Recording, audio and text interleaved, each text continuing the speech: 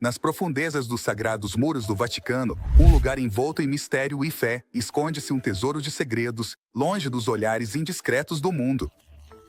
Atrás das câmaras ornamentadas e das relíquias sagradas, existe uma rede de enigmas, anomalias e os segredos mais arrepiantes, desde arquivos clandestinos repletos de conhecimentos proibidos e o certificado de óbito de Jesus, até câmaras proibidas que apenas alguns privilegiados pisam.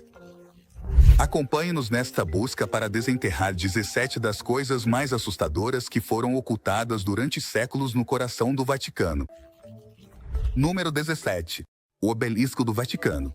No coração da Praça de São Pedro, na cidade do Vaticano, ergue-se uma magnífica relíquia, o Obelisco do Vaticano. Embora muitos não o reconheçam pelo nome, sua presença imponente é instantaneamente familiar a qualquer pessoa que tenha visto uma imagem da praça. Este colossal pilar, que lembra os antigos obeliscos egípcios, tem uma rica história que remonta a milhares de anos, o que torna este obelisco ainda mais cativante. É o seu passado sombrio. Originário da cidade egípcia de Heliópolis, foi roubado durante o tristemente célebre reinado do imperador romano, Calígula, mas sua história toma um rumo sinistro. A partir daí, os romanos engenhosamente projetaram um navio para transportá-lo do Egito para Roma, mas este mesmo obelisco seria usado para a execução dos primeiros cristãos. Erguido no circo de Caio e Nero, durante a época da crucificação de São Pedro, o obelisco se tornou um símbolo da fé cristã. O obelisco foi testemunha da horrível morte de inúmeros cristãos. Eles eram conduzidos à sua base, onde suas vidas eram brutalmente extintas. Com o passar do tempo, o circo foi abandonado e a colina do Vaticano se tornou uma necrópole. Mesmo durante a Idade Média, o obelisco permaneceu no mesmo lugar, com sua base marcada pelo sangue dos mártires. Não foi até 1586 que o obelisco se tornou um símbolo da morte de inúmeros cristãos. Este monumento histórico foi cuidadosamente transferido de seu local original para ocupar o centro da praça, onde continua a cativar a imaginação de visitantes de todo o mundo. Número 16. Os Arquivos Secretos. Texto proibido. O Arquivo Apostólico do Vaticano, conhecido como o Arquivo Secreto do Vaticano, é um depósito de tesouros históricos que conserva uma grande variedade de documentos, manuscritos e cartas de papas de outrora. Esta coleção labiríntica não deixou de fascinar historiadores e entusiastas. No entanto, são os textos proibidos, ocultos nestes quilômetros de prateleiras, que verdadeiramente acendem a intriga. Persistem os rumores sobre manuscritos heréticos que chegaram clandestinamente ao arquivo dos rumores. Alguns propõem que esses documentos oferecem uma perspectiva diferente dos conhecidos relatos cristãos que abrigam os enigmáticos evangelhos gnósticos, que apresentam relatos pouco convencionais dos ensinamentos de Cristo. Entre essas páginas sagradas encontram-se os relatos de magia e o Evangelho de Judas, que desafiam as crenças cristãs estabelecidas, convidam a contemplar uma abordagem mais mística da fé e oferecem interpretações alternativas da suposta traição de Judas Iscariotes. As conspirações tecem uma trama sinistra em torno de documentos que supostamente revelam os capítulos obscuros da Igreja. Acredita-se que esses textos lançam luz sobre a participação da Igreja nas cruzadas, na Inquisição e seus enredos com figuras históricas polêmicas, como a tristemente célebre família Borghese e os enigmáticos Cavaleiros Templários. Se esses documentos viessem à tona, poderiam provocar uma reavaliação crítica do relato histórico. Mas o mais cativante são os textos mágicos proibidos, os pergaminhos antigos e os grimórios. Esses escritos crípticos aprofundam-se em rituais arcanos, alquimia e práticas de invocação. As lendas sugerem que a Igreja acumulou esses textos provenientes de diversos cantos do mundo durante seu domínio expansivo ao longo dos últimos milênios. Sua ocultação garante que esses rituais poderosos sejam os que mais se tornaram um grande poder. Potencialmente perigosos, permaneçam fora do alcance de quem pudesse fazer mau uso deles. Adicionam uma camada extra de misticismo. Acredita-se que muitos desses textos proibidos estão codificados. Os relatos históricos insinuam o uso de chaves únicas e linguagens simbólicas que ocultam as verdadeiras mensagens desses documentos. Criptógrafos, scriptógrafos e linguistas há muito anseiam pela oportunidade de decifrar esses códigos elusivos, na esperança de revelar segredos que poderiam remodelar profundamente nossa compreensão tanto da Igreja quanto da própria história. Número 15. O Grimório de Magia Negra. O enigmático Grimório de Magia Negra é tão intrigante quanto seu nome indica, já que se trata de um antigo compêndio de conhecimentos místicos obscuros, cujas origens estão envoltas em mistério. Embora geralmente seja associado a datas que vão de 1421 a 1521, os historiadores não concordam sobre sua verdadeira origem. Owen Davis, especialista no assunto, afirma que a primeira edição apareceu em 1702, mas outros estudiosos mais convencionais sustentam que pode ter surgido como um engano do século XIX. Daí que os detalhes sobre o Grimório, também conhecido como Grande Grimório, continuem sendo elusivos. O capítulo introdutório é atribuído a Antônio Veneciana, do Radina, que se inspirou nos escritos originais do lendário Rei Salomão. Muitos dos sinistros feitiços do livro derivam da Chave de Salomão e do Dragão Vermelho. Essa conexão com fontes tão renomadas aumenta o misticismo que cerca o Grimório. O que realmente alimenta a curiosidade é a conexão sussurrada entre o Vaticano e este tomo proibido. O rumor clandestino sugere que uma cópia autêntica é mantida em segredo nos insondáveis arquivos do Vaticano. Embora a veracidade desta afirmação ainda não tenha sido confirmada, os arquivos do Vaticano abrigam uma grande quantidade de textos religiosos de todo o mundo. Portanto, não seria totalmente inverossímil que escondessem um livro com o potencial de invocar Lúcifer e negociar um pacto com o diabo. A intriga se intensifica à medida que os segredos sombrios do Grimório podem continuar ocultos nos salões sagrados do Vaticano. Número 14. Misteriosa tumba do Papa Alexandre VII. No coração do Vaticano encontra-se um monumento que atrai tanto admiração quanto mistério.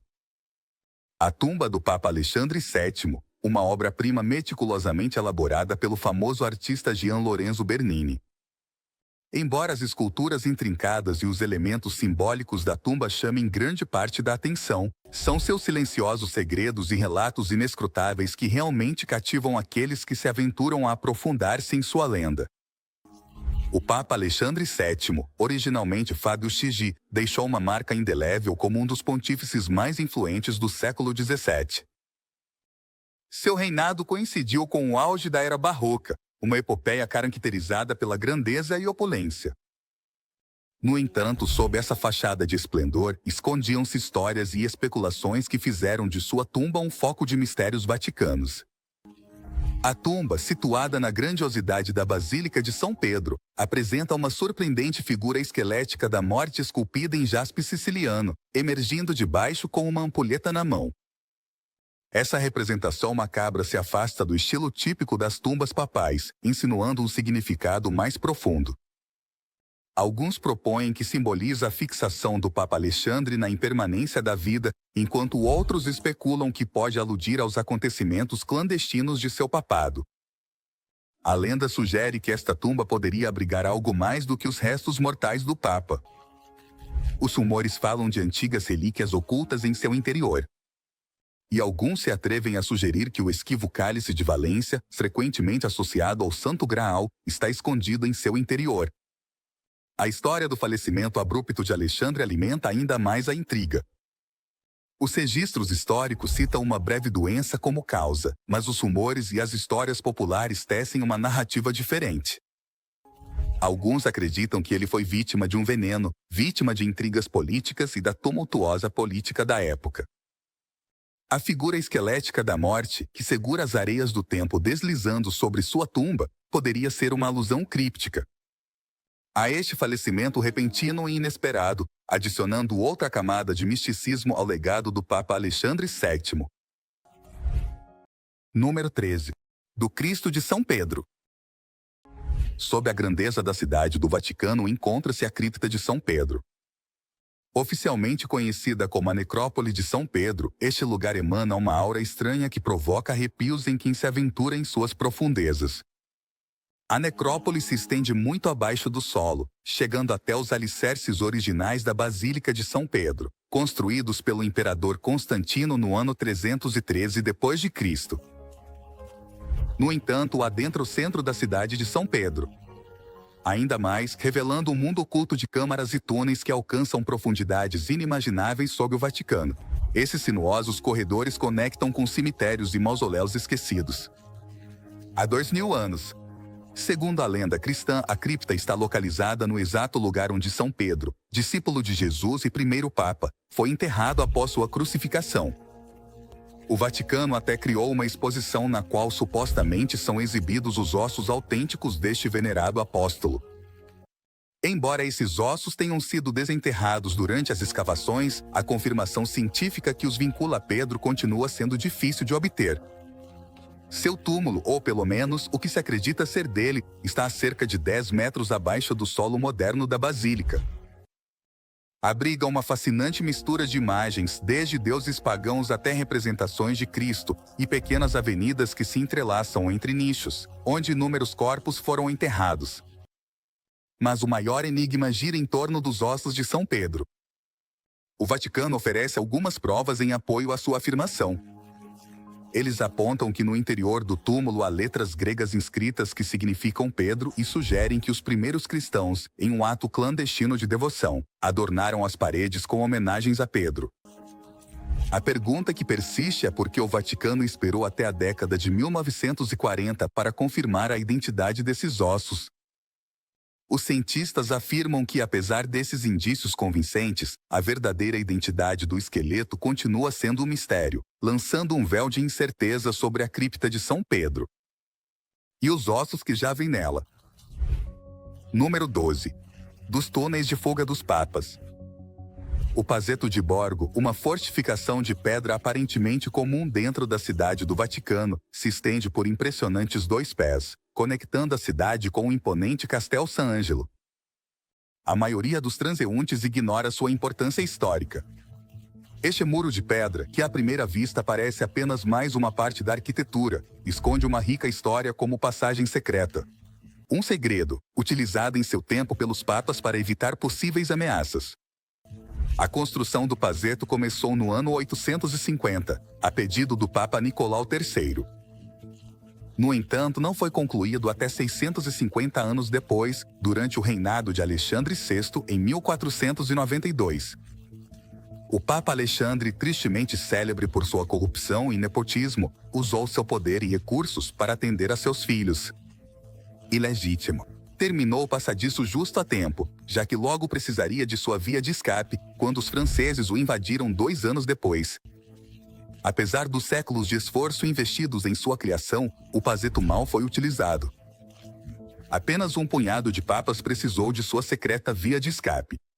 O último uso registrado foi em 1527, quando o Papa Clemente VII teve que fugir das tropas amotinadas do exército imperial do imperador do Sacro Império Romano Germânico. Essas tropas, que se voltaram contra os Cavaleiros V, desceram sobre Roma e Clemente VII. Foi uma das poucas figuras de alto escalão que conseguiu escapar, graças ao túnel clandestino. No ano 2000, como gesto comemorativo do grande ano jubilar da Igreja Católica Romana, o passadiço foi submetido a reformas. Nos últimos anos, a Igreja tem aberto periodicamente seus misteriosos túneis. Túneis para os visitantes durante períodos limitados no verão. Este acesso permite dar uma olhada exclusiva em um aspecto oculto da história da cidade do Vaticano, uma experiência que permite seguir os passos dos papas que um dia usaram este passadiço secreto para escapar de possíveis perigos. Número 11. O fantasma da Galeria Borghese. Encravada em Roma, a Galeria Borghese se ergue como um tesouro de arte com obras-primas de luminárias como Caravaggio, Rafael e Bernini. Entre as esplêndidas pinturas e esculturas da galeria, um conto espectral se entrelaçou em seu encanto histórico. A história do fantasma da Galeria Borghese. Disse que essa aparição etérea não é outra senão a princesa Pauline Bonaparte, a amada irmã de Napoleão e esposa de Camillo Borghese. Sua imagem, imortalizada em mármore por Antônio Canova, intitulada Pauline Bonaparte, como Vênus Victrix, adorna a galeria. Esta magnífica estátua a captura em uma elegante pose reclinada, encarnando tanto sua beleza cativante quanto seu espírito audacioso. Os visitantes da galeria relataram experiências estranhas perto da estátua. Alguns sentiram uma súbita queda de temperatura, enquanto outros afirmam ter sentido o leve toque de uma mão invisível. Numerosos relatos falam de vislumbres de uma figura parecida com Pauline, que passeia silenciosamente entre as obras de arte. Seu olhar, melancólico e distante, adiciona profundidade a essa narrativa inquietante. Conta a lenda que Pauline teve em vida um desejo insaciável de beleza e juventude eterna. Acredita-se que sua estátua, um tributo à sua beleza eterna, prende seu espírito à vida. À atmosfera espectral se acrescenta o leve aroma de rosas que muitos percebem perto da estátua, especialmente altas horas da noite. Paulina era conhecida por sua afeição por perfumes de rosas, e essa pista perfumada reforçava ainda mais a crença em sua presença persistente. No início do século XIX ocorreu um episódio especialmente arrepiante, que adicionou outro matiz à lenda fantasmagórica. Ao que parece, um guarda noturno que realizava sua ronda rotineira, ouviu sussurros provenientes da sala que abrigava a obra-prima de Canova.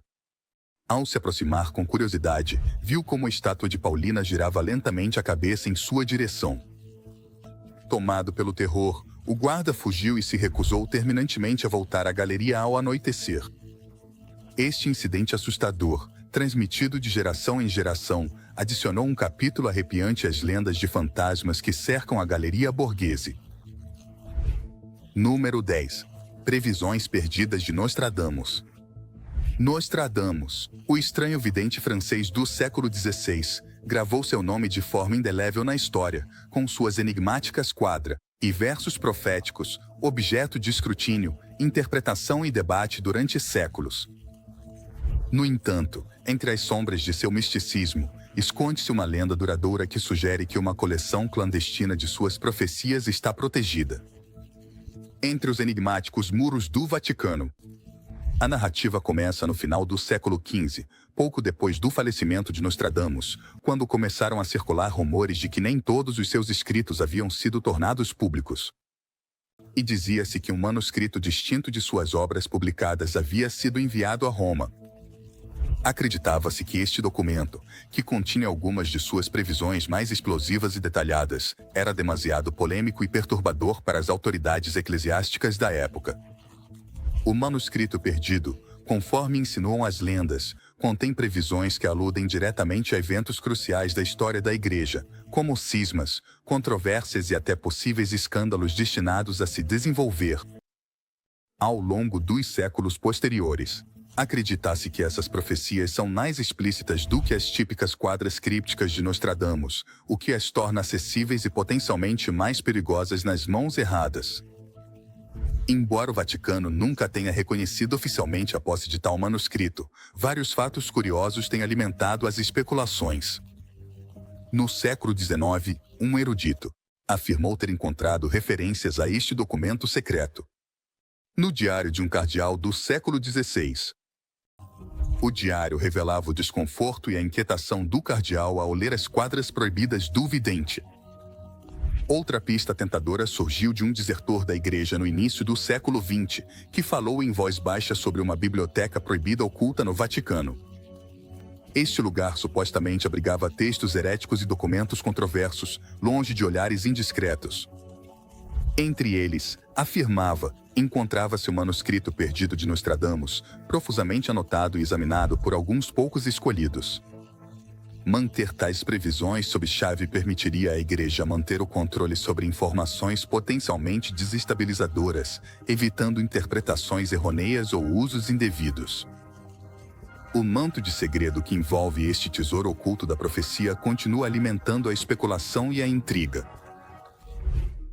Número 9. Certificado de óbito de Jesus. O sudário de Turim, um pequeno pedaço de tecido de linho que mostra o que parece ser a impressão do rosto de Jesus Cristo, tem intrigado tanto fiéis quanto curiosos. Há séculos, assemelha-se a um negativo fotográfico e ocupa um lugar importante na história religiosa. Os estudiosos religiosos acreditam que este sudário foi usado para envolver o corpo de Cristo após sua crucificação, razão pela qual seu rosto ficou impresso nele, mencionado pela primeira vez em 1354. Rapidamente se tornou uma das relíquias religiosas mais lendárias do mundo, guardada na Capela Real da Catedral de Turim, no norte da Itália. Desde 1578 é objeto de veneração.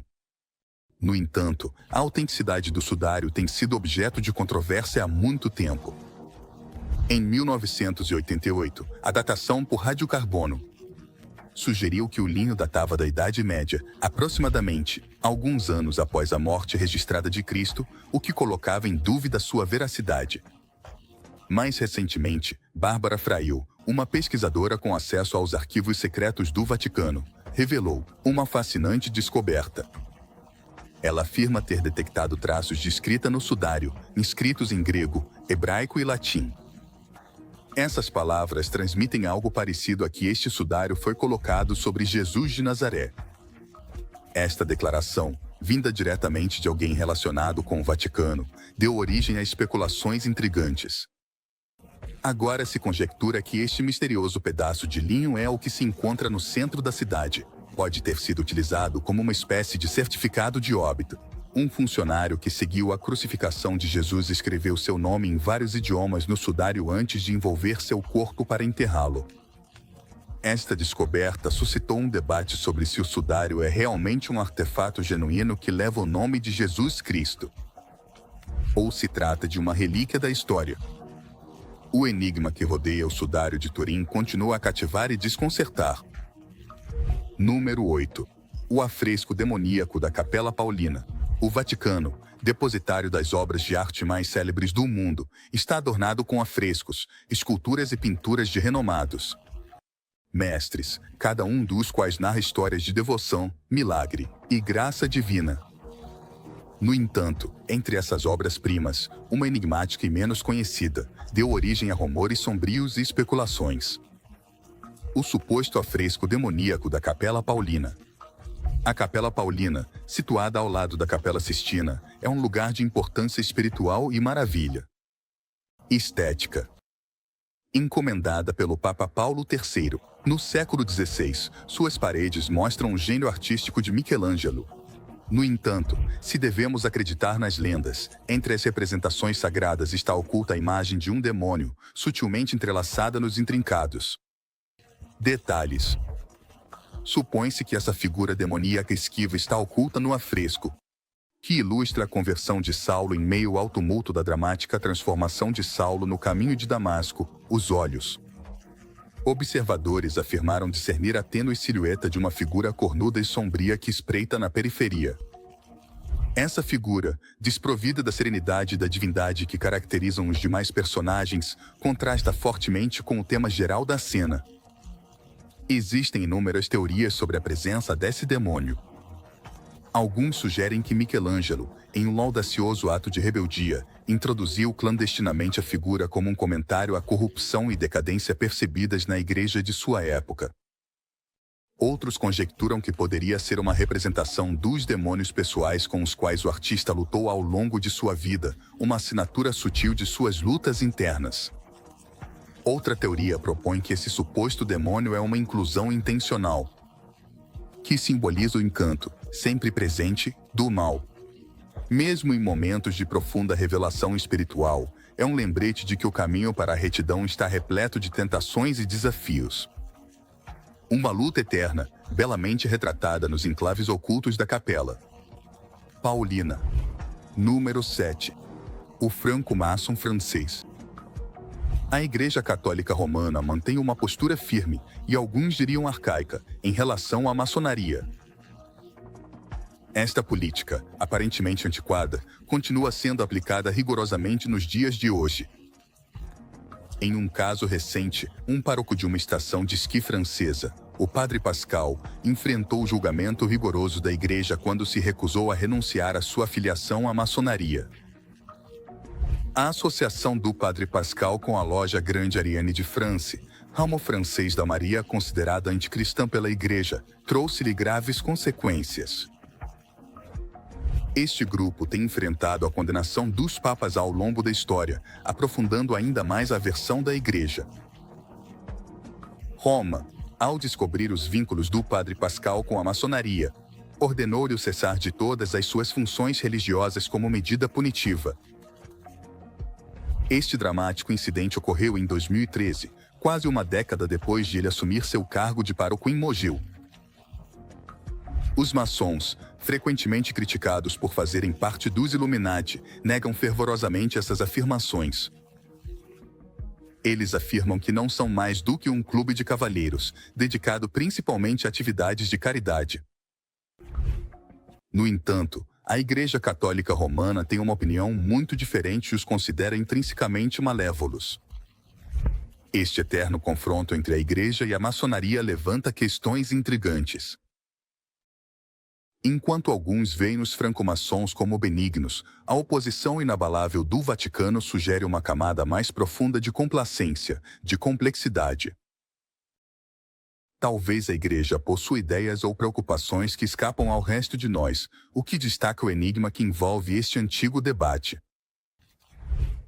Número 6. São Bernardo e a Virgem Maria.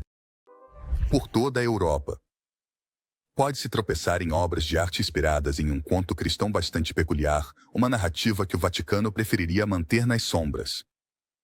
Esta história remonta ao século XII e gira em torno de um monge conhecido como São Bernardo de Claraval. São Bernardo, nascido em 1090, é conhecido por defender a Segunda Cruzada e por sua fervorosa crença de que os muçulmanos eram filhos de Satanás. Uma opinião não totalmente incomum em sua época. No entanto, é sua associação com um fato insólito conhecido como a lactação de São Bernardo, que deixou uma marca indelével. Conta a lenda que São Bernardo, em um momento de desafio divino, implorou à Virgem Maria que demonstrasse sua conexão maternal com Cristo. Em uma reviravolta surpreendente, sua estátua ganhou vida e supostamente derramou seu leite nos olhos de São Bernardo. Existem variações da lenda, uma das quais sugere que o leite curou milagrosamente uma infecção ocular. O mais surpreendente dessa história são suas consequências. A história da lactação de São Bernardo e da Virgem Maria tornou-se estranhamente popular em toda a Europa. As obras de arte que representam esta cena única podem ser encontradas por toda parte. Número 5. Lúcifer. Nas profundezas dos recantos ocultos do Vaticano, há alegações de provas de que o próprio diabo existe. Esses sussurros do diabólico frequentemente se entrelaçam com outras conspirações elaboradas que envolvem extraterrestres e a marionete de Lúcifer. Sobre a Igreja Católica, a cidade do Vaticano e até mesmo o Papa. Mas vamos separar a realidade da ficção. No meio dessas histórias sombrias, há uma curiosa exceção, a Igreja da Santíssima Trindade, em Westminster, Reino Unido. Esta igreja esconde um segredo assustador que alguns poderiam confundir com o próprio diabo. No entanto, esta representação de Lúcifer não é o que parece. Esta figura peculiar é a criação de uma artista local, Paulina Freire, que esculpiu uma grotesca estátua de cera de Lúcifer. Suas asas, feitas de penas reais, estão emaranhadas em cabos elétricos, o que lhe confere um charme estranho. É uma das peças mais inquietantes que se pode encontrar em um local de culto. Especialmente com uma história que remonta a mais de um século, embora tenha deixado de ser um local de culto na década de 1930. No entanto, sejamos claros, não é mais do que a macabra criação de um artista, não uma prova sólida do domínio de Satanás sobre o Vaticano. Podem continuar circulando teorias conspiratórias absurdas, mas os segredos do Vaticano permanecem velados na escuridão. Número 4. A ressurreição.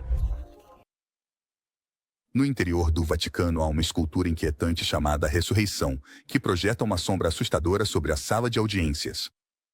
Paulo VI, realizada em 1977 pelo artista Pericle Fassini. Esta colossal obra de arte mede 12 metros de comprimento e 7 metros de altura. Pretendia representar a ressurreição de Cristo, mas sua aparência deu origem a numerosas teorias obscuras. A escultura, embora tenha um propósito espiritual, muitas vezes é interpretada de forma muito diferente. Para alguns, parece uma grotesca amálgama de serpentes derretidas entrelaçadas com uma figura demoníaca que emerge de uma poça de sinistra substância viscosa negra. A inspiração de Periclifazini parece tirada dos recantos mais sombrios do horror. A sala de audiências Paulo VI é o local onde o Papa realiza suas reuniões semanais quando o tempo na Praça de São Pedro não está favorável. A sinistra escultura, colocada em um lugar proeminente, pretende evocar uma sensação de choque em quem a contempla pela primeira vez. Serve para lembrar que os cristãos não devem temer o cataclismo iminente, mas aceitá-lo e regozijar-se na ressurreição, mesmo que pressagie um mundo envolto em caos e morte. Número 3. O sarcófago do Zodíaco. Nas profundezas das intrincadas catacumbas do Vaticano, onde a essência do tempo parece suspensa, um artefato tem cativado a curiosidade de gerações. O enigmático sarcófago do Zodíaco. Esta antiga estrutura funerária, adornada com símbolos zodiacais e motivos celestiais, contrasta intrigantemente com a iconografia predominantemente cristã que envolve os tesouros do Vaticano. O sarcófago, esculpido em mármore com veios intrincados, apresenta um intrigante paradoxo. À primeira vista, exala origens pagãs, com os 12 signos do zodíaco meticulosamente esculpidos ao redor de seu perímetro. Esses signos estão entrelaçados com representações de deuses planetários, o que sugere influências mitológicas greco-romanas. No entanto, entre esses símbolos pagãos, entrelaçam-se motivos cristãos inconfundíveis. Um peixe, um pastor e o símbolo Shirro que representa Cristo. A fusão de símbolos pagãos e cristãos suscitou uma infinidade de teorias sobre sua origem e finalidade. Alguns propõem que o sarcófago pertenceu a um alto funcionário romano que se converteu ao cristianismo. Segundo essa interpretação, os signos do zodíaco simbolizam a vida do indivíduo antes de sua conversão, enquanto que os motivos cristãos significam sua nova fé. Outra teoria sugere que foi desenhado durante um período de sincretismo em que os primeiros cristãos tentavam integrar suas crenças com as tradições pagãs existentes para facilitar as conversões.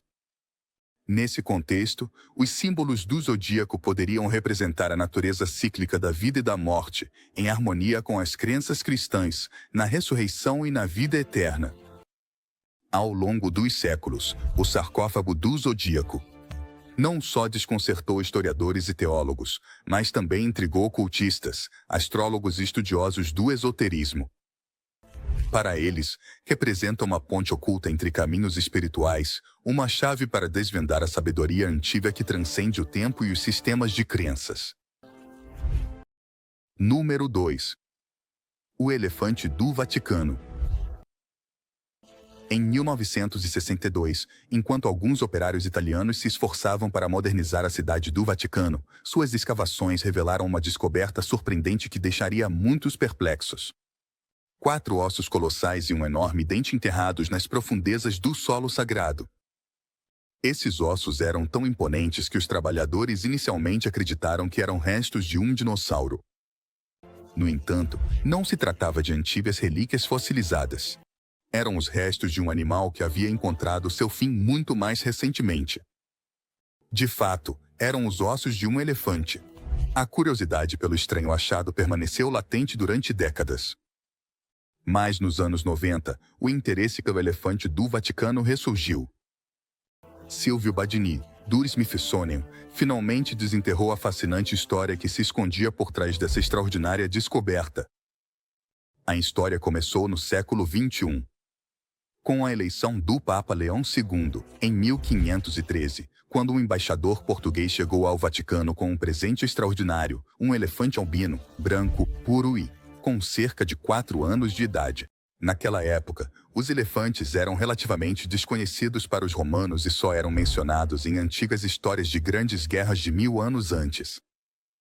O novo elefante do Vaticano rapidamente se tornou uma sensação em Roma, cativando os habitantes da cidade. A cidade. No entanto, sua fama durou pouco, pois faleceu tragicamente em 1516 devido a uma tentativa equivocada de curar sua constipação com pó de ouro. Após a morte deste querido elefante, ele foi enterrado no pátio do Vaticano, logo esquecido pela maioria. Número 1. Os livros secretos de Moisés. O Antigo Testamento, fundamento do cristianismo e do judaísmo, compreende os conhecidos 5 livros: Gênesis, Êxodo, Números, Levítico e Deuteronômio.